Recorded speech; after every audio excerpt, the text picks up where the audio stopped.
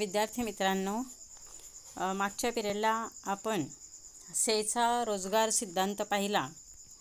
तर सेच्या रोजगार सिद्धांतात अनेक दोषसुद्धा आपल्याला आढळून आले आणि केन्स सारख्या अर्थतज्ञांनी तर सेच्या रोजगार सिद्धांतावर कडाडून हल्ला केलेला आहे। तर केन्सच्या मते एकूण उत्पादन पातळी, एकूण रोजगार पातळी, एकूण आर्थिक व्यवहार यांचे समाधानकारक स्पष्टीकरण करण्यास सनातनपंथीय अर्थशास्त्रज्ञ हे अपयशी ठरले आहे। त्या सिद्धांतामध्ये बेरोजगारीची वास्तववादी आणि शास्त्रशुद्ध कारणंसुद्धा सांगितलेली नाही आणि ही कारणं स्पष्ट करण्यासाठी प्राध्यापक डॉक्टर J.M. केन्स यांनी एक ग्रंथ लिहिला। त्या ग्रंथाचं नाव आहे the general theory of employment, interest and money. तर हा ग्रंथ 1936 मध्ये प्रसिद्ध झाला होता। जागतिक महामंदीच्या पार्श्वभूमीवर सुद्धा त्यांनी हा ग्रंथ लिहिलेला आहे। तर त्यामध्ये त्यांनी अर्थव्यवस्थेत बेरोजगारी निर्माण होण्याची कारणं कोणती आणि ती दूर कशी करता येते याचं स्पष्टीकरण केलेलं आहे। आणि केन्सच्या या ग्रंथाचं आपल्या स्थूल अर्थशास्त्रात महत्त्वाचं स्थान आहे। स्थूल अर्थशास्त्रात या ग्रंथाने मोलाची भर टाकली आहे। तर या केन्सच्या ग्रंथाने वैचारिक क्रांती तर केली, तसेच लोकांच्या विचारसरणीत बदल करण्याचं कार्य या सिद्धांताने केलेलं आहे।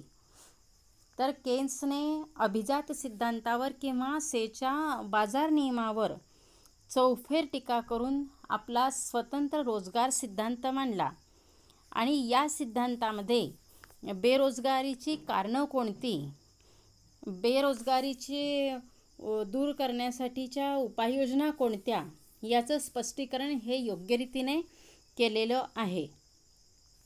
तर अशा रीतीने सेच्या बाजार नियमातील अनेक दोष हे केन्सला दिसून आले आणि त्याने बेरोजगारी दूर करण्यासाठी जे उपाय सांगितले ते खरोखर शास्त्रशुद्ध आहेत। तर केन्सने आपल्या रोजगार सिद्धांतात परिणामकारक मागणीला अतिशय महत्त्वाचं स्थान दिलेलं आहे। परिणामकारक मागणीलाच प्रभावी मागणी आणि इंग्लिशमध्ये इफेक्टिव्ह डिमांड असे म्हणतात। तर केन्सच्या मते अर्थव्यवस्थेत बेरोजगारी का निर्माण होते, तर बेरोजगारी निर्माण होण्याचं प्रमुख कारण म्हणजेच परिणामकारक मागणीतील कमतरता हे आहे। तर असं केन्स म्हणतो की परिणामकारक मागणीत कमतरता निर्माण झाल्यामुळे अर्थव्यवस्थेत बेरोजगारी ही निर्माण होत असते आणि ही परिणामकारक मागणी एकूण खर्चाच्या रूपाने व्यक्त होत असते। परिणामकारक मागणी पूर्ण होण्यासाठी इच्छा, मानसिक तयारी आणि पैशाचे पाठबळ या घटकांची आवश्यकता असते। या घटकांपैकी जर एकही घटक कमी पडला तरीही परिणामकारक मागणी होऊ शकत नाही। एखादी वस्तू खरेदी करण्याची आपल्याला इच्छा आहे, पण ती वस्तू खरेदी करण्यासाठी जर आपला पैसा नसेल तर परिणामकारक मागणी होणार नाही। तसेच एखादी वस्तू खरेदी करण्यासाठी पैसा आहे, पण ही वस्तू खरेदी करण्याची इच्छा नाही तर परिणामकारक मागणी पूर्ण होणार नाही। गाडी खरेदी करण्याची आपली इच्छा आहे, पण पैसा नाही तर आपण गाडी खरेदी करू शकणार नाही। किंवा गाडी खरेदी करण्याची आपल्याजवळ पैसा आहे, गाडी खरेदी करण्यासाठी जेवढा पैसा लागणार आहे तेवढा पैसा आपल्याजवळ आहे, पण आपली इच्छा नाही, आपली मानसिक तयारी नाही। आपल्याला असं वाटतंय की गाडी घेतली की आपला खर्च वाढणार आहे, मेंटेनन्स खर्च वाढणार आहे, परत अपघात होण्याची शक्यता, भीती वाटते आहे। तर अशी व्यक्ती गाडी खरेदी करणार नाही, म्हणजे ती गाडीची मागणी करणार नाही। तर अशा रीतीने पैसा आणि इच्छा ह्या दोन गोष्टींशिवाय परिणामकारक मागणी ही पूर्ण होत नाही। एखादी वस्तू खरेदी करण्याची इच्छा असली तरीसुद्धा ती वस्तू खरेदी करण्यासाठी आवश्यक असलेला पैसा आवश्यक असतो आणि पैसा असला तरीसुद्धा ती वस्तू खरेदी करण्याची इच्छा ही असणं आवश्यक असतं। अशा रीतीने परिणामकारक मागणी पूर्ण होण्यासाठी वस्तू खरेदीची इच्छा, मानसिक तयारी आणि पैशाचं पाठबळ हे आवश्यक असतं. तर परिणामकारक मागणीचे 3 निर्धारक घटक आहे. म्हणजेच परिणामकारक मागणी ही 3 घटकांवरती आधारित असते, अवलंबून असते. ते 3 घटक म्हणजेच पहिला घटक उपभोग खर्च, दुसरा घटक गुंतवणूक खर्च आणि तिसरा घटक सरकारी खर्च. आणि यावरून केन्स प्रणीत अर्थशास्त्रातील पायाभूत समीकरण तयार होतं. तुमच्या समोर दिसणाऱ्या PPTमध्ये ते समीकरण दिलेलं आहे. ते समीकरण असं आहे, y = c + i + g. तर केन्सच्या ह्या सिद्धांतातील हे समीकरण आहे y = c + i + g. तर या समीकरणातील जे हे इंग्रजी अक्षर आहेत तर त्यांचा अर्थ आपण बघू. यामध्ये y म्हणजे परिणामकारक मागणी, c म्हणजे खाजगी उपभोग खर्च, i म्हणजे खाजगी गुंतवणूक खर्च आणि g म्हणजे सरकारी खर्च. इथे y याचा अर्थ यील्ड असा होतो आणि y ला त्यांनी परिणामकारक मागणी असं म्हटलेलं आहे. c चा अर्थ कन्झम्पशन, खाजगी उपभोग खर्च, i चा अर्थ इन्व्हेस्टमेंट, खाजगी गुंतवणूक खर्च आणि g चा अर्थ गव्हर्नमेंट एक्सपेंडिचर म्हणजे सरकारी खर्च. तर अशा रीतीने ह्या समीकरणातील अक्षरांचा अर्थ हा होत असतो. तर आता एक तुमच्या समोर PPTवर एक डायग्राम दिसत आहे आणि हा डायग्राम म्हणजेच केन्सचा रोजगार सिद्धांत आहे. कारण परिणामकारक मागणी हा केन्सच्या रोजगार सिद्धांतातील आत्मा आहे. परिणामकारक मागणीवरच सर्व काही अवलंबून असतं असं केन्स म्हणतो. अर्थव्यवस्थेत जी मंदीची परिस्थिती निर्माण होते तिलासुद्धा परिणामकारक मागणीतील कमतरता हेच कारण आहे असं केन्स म्हणतो. अर्थव्यवस्थेत बेरोजगारी निर्माण होते त्यालासुद्धा परिणामकारक मागणीतील कमतरता हे कारण आहे. कारण मागणीवरती उत्पादन हे अवलंबून असतो आणि अर्थव्यवस्थेमध्ये ज्या वस्तूंचं उत्पादन होत असतं, जेवढं उत्पादन होत असतं तेवढं त्या वस्तूला मागणी येत असते. आणि जर ही मागणीच समजा कमी झाली तर उत्पादक उत्पादन करेल का? उत्पादक उत्पादन करणार नाही. समजा एखाद्या किराणा दुकानामध्ये त्याने 2 पोती साखर विकायला आणलेली आहे आणि त्या 2 पोत्यातील 2 पोती साखरपैकी 1 पोतंसुद्धा साखर त्याची विकली गेली नाही, तरी तो अजून दुकानात साखर आणून ठेवणार नाही. तो काय म्हणेल की ही एवढी साखर विकली गेल्यावरच मी पुढची साखर आणेल, किमान अर्धा पोतं साखर शिल्लक झाल्यावरती पुढचा माल मी खरेदी करेल विक्रीसाठी. तसं उत्पादकाचं असतं. जोपर्यंत त्याचा माल विकला जातो तोपर्यंत तो उत्पादन करत राहतो, पण जर त्याच्या मालाला मागणी नाही आली तर तो उत्पादन थांबवण्याचं कार्य करत असतो.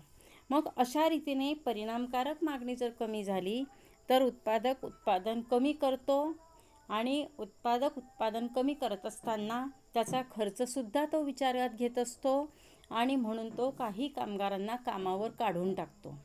कारण तो काम न करता कुणालाही पगार देणार नाही, त्याचं नुकसान तो होऊ देणार नाही आणि म्हणून उत्पादन जर कमी करायचं आहे तर तो काही कामगारांना कामावरून काढून टाकतो आणि त्यामुळे काही लोक बेरोजगार होत असतात.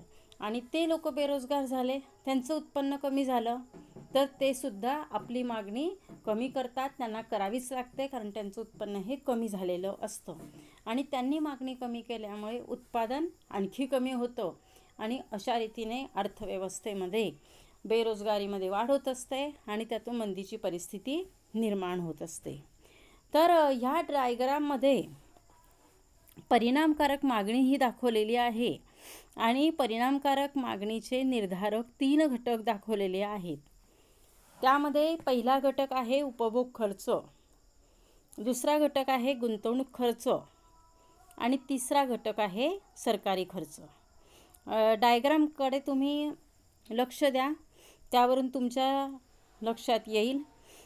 तर हा जो उपभोग खर्च आहे, उपभोग खर्चाकडे बघा. उपभोग खर्चाच्या खाली एकूण उत्पन्न आणि उपभोग प्रवृत्ती हे 2 घटक दिलेले आहे. याचा अर्थ उपभोग खर्च हा एकूण उत्पन्नावर आणि उपभोग प्रवृत्तीवर अवलंबून असतो. उपभोग प्रवृत्ती याचा अर्थ खर्च करण्याची प्रवृत्ती. तर लोकांचं उत्पन्न जास्त असेल तर उपभोग खर्च जास्त असतो. उत्पन्न कमी असेल तर उपभोग खर्च हा कमी असतो.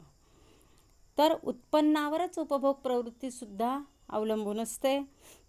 तर अशा रीतीने एकूण उपभोग खर्च हा उत्पन्नावर आणि उपभोग प्रवृत्तीवर अवलंबून असतो. एकूण उत्पन्न जास्त असेल तर उपभोग खर्च जास्त आणि उत्पन्न कमी असेल तर उपभोग खर्च कमी. तसेच उपभोग खर्च करण्याची लोकांची प्रवृत्ती जास्त असेल तरच उपभोग खर्च जास्त असतो आणि उपभोग खर्च करण्याची प्रवृत्ती जर लोकांची कमी असेल तर मात्र उपभोग खर्च हा कमी असतो. तर अशा रीतीने उपभोग खर्च हा घटक 2 घटकांवर अवलंबून असतो. ते 2 घटक म्हणजे एकूण उत्पन्न आणि एकूण उपभोग प्रवृत्ती होय. आता गुंतवणूक खर्चाकडे आपण लक्ष देऊया. तर गुंतवणूक खर्च हा भांडवलाची सीमांत लाभक्षमता आणि व्याजदर या 2 घटकांवरती अवलंबून असतो. जर भांडवलाची सीमांत लाभक्षमता जास्त असेल तर गुंतवणूक खर्च हा जास्त असतो. म्हणजेच भांडवलाची सीमांत लाभक्षमता जास्त असेल तर गुंतवणूक ही जास्त होत असते. भांडवलाची सीमांत लाभक्षमता याचा अर्थ भांडवलाची गुंतवणूक केल्यापासून जो नफा मिळतो, जो लाभ मिळतो त्यालाच भांडवलाची सीमांत लाभक्षमता असं म्हणतात.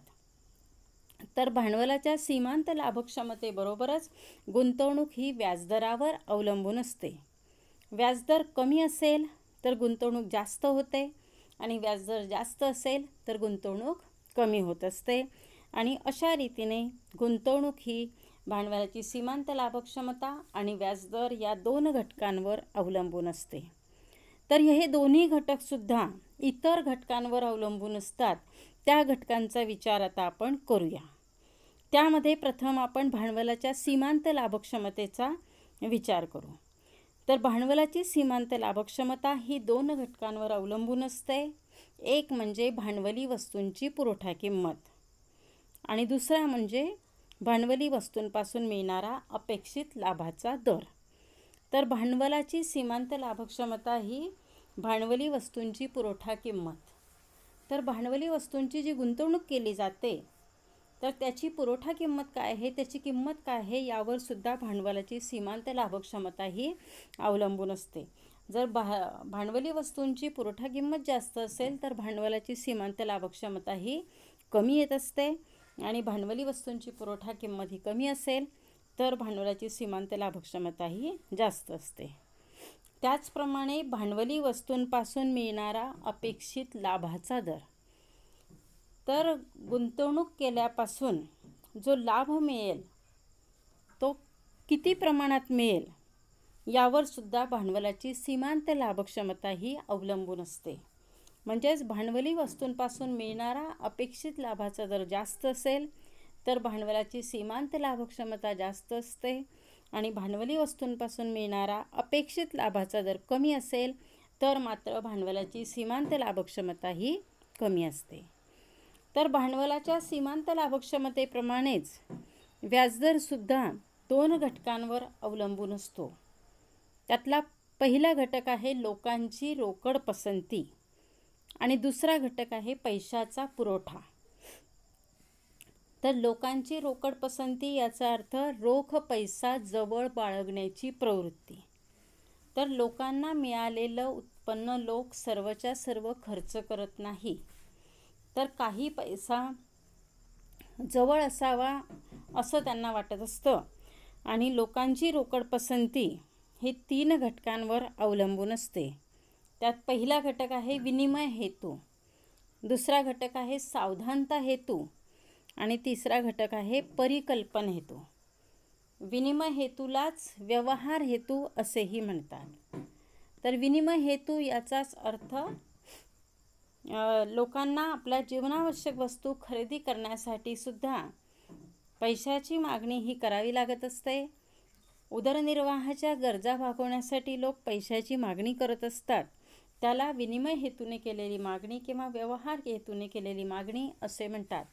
कारण लोकांना मिळणारं उत्पन्न हे रोज मिळत नाही, काही विशिष्ट दिवसांनी मिळत असतं आणि तेवढे दिवस त्यांना आपलं उत्पन्न पुरवायचं असतं, कारण त्यांना त्यांच्या गरजा भागवण्यासाठी उत्पन्नाची गरज असते. दुसरा मुद्दा म्हणजे सावधानता हेतू. तर भविष्यकाळ हा अनिश्चित असतो. भविष्यकाळातील अडीअडचणी सोडवण्यासाठी सुद्धा लोक पैशाची मागणी करत असतात. कारण भविष्यकाळामध्ये जर समजा काही आजारपण आलं, अपघात झाला, नोकरी गेली, अशी काही कारणं निर्माण झाली तर लोक पैशाची मागणीही करत असतात. तर तो झाला सावधानता हेतू. त्याचप्रमाणे तिसरा हेतू आहे परिकल्पन हेतू. यालाच सट्टेबाजीचा हेतू असं सुद्धा म्हणतात. तर शेअरच्या किमती कमी झाल्यावर किंवा प्रॉपर्टीच्या किमती कमी असताना किंवा सोने चांदी दागदागिने यांच्या किमती कमी असताना त्यांची खरेदी करायची आणि त्यांच्या किमती वाढल्यावरती त्यांची विक्री करायची. असा जो हेतूसाठी लोक पैशाची मागणी करतात तो झाला परिकल्पन हेतू किंवा सट्टेबाजीचा हेतू. तर अशा रीतीने लोक पैशाची मागणी परिकल्पन हेतूने सुद्धा करत असतात.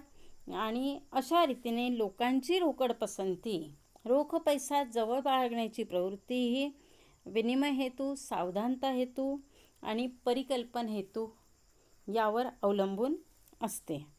त्याचप्रमाणे पैशाचा पुरवठा हा 2 घटकांवर अवलंबून असतो. एक विधिग्राह्य पैसा आणि बँकांजवळच्या चालू ठेवी. तर विधिग्राह्य पैसा याचाच अर्थ सरकार निर्मित पैसा. तर देशामध्ये जे चलन तयार होतं ते 2 प्रकारचं असतं. एक केंद्र सरकारचं अर्थमंत्रालय तयार करतं आणि दुसरं म्हणजे रिझर्व्ह बँक निर्मित चलन असतं. तर सरकार निर्मित चलन म्हणजेच 1 रुपयाच्या नोटा, नाणी आणि त्याच्या आतील चलन आणि 2 रुपयाच्या नोटा, नाणी ते वरपर्यंतचं चलन जितकं 2000ची नोटेपर्यंत, तर हे रिझर्व्ह बँक तयार करत असतं.